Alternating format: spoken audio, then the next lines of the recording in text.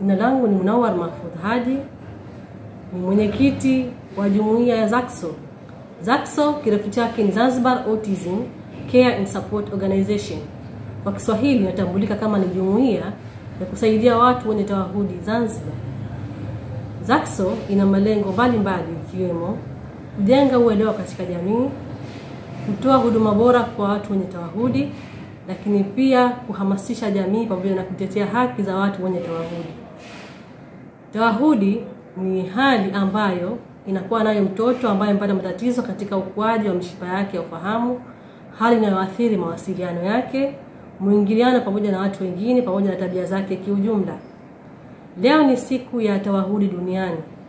Siku hii inaadhimishwa na mataifa mbalimbali kwa kufanya masuala mbalimbali katika jamii, ikiwemo kutathmini mafanikio pamoja na changamoto ambazo wanakumbana nazo wazazi katika malezi ya watoto hao wenye tawahudi. Kwa upande wetu Zanzibar, siku hii tunaiadhimisha kujenga uelewa katika jamii zetu ili kuweza kuondosha unyanyapaa dhidi ya hawa watoto pamoja na imani potofu ambazo watu wanazo kuhusiana na hii changamoto ya autism. Mpaka sasa hakuna tathmini kamili ambayo inatambulika ya idadi ya hawa watoto kwa hapa Zanzibar. Hii inatokana na kwamba watoto wengi bado wanafichwa majumbani na wazazi wengi hawana uelewa kuhusiana na hii changamoto ya autism.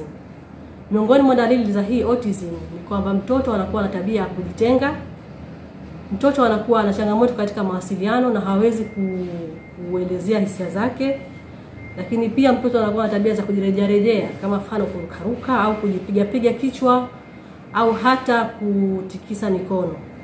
Mtoto pia anakuwa hana woga, lakini pia mtoto anakuwa anashindwa kuelewa hisia za watu wengine. Katika kuadhimisha siku hii ya tawahudi, ZACSO imejidhatiti katika kutoa elimu kupitia vyombo vya habari na maeneo mengine mbalimbali. Katika changamoto hii ya ZACSO ni changamoto ambayo haina tiba mpaka sasa. Lakini kuna njia mbalimbali ambazo tunaweza kuwasaidia hawa watoto ili kuendana na maisha yao ya kila siku. Miongoni mwa tiba hizi ni kama tiba za kazi ambazo wanaita kama ni occupational therapy. Kuna tiba za matamshi ambazo tunaita kama ni speech therapy, lakini pia kuna tiba za tabia ambazo tunaziita kama applied behavior analysis. Zote hizi zinatumika kwa ajili ya kuwasaidia hawa watoto wetu, na kwa ili kuweza kufanikiwa katika tiba hizi inatakiwa mtoto aweze kuwahiwa mapema katika kupewa hizi tiba. Wito wangu kwa wazazi na walezi watoto wenye autism ni kwamba watoto hawa hawatakiwi kuwekwa nyumbani, watakiwa watolewe nje ili waweze kujumuika na jamii pamoja na watoto wengine.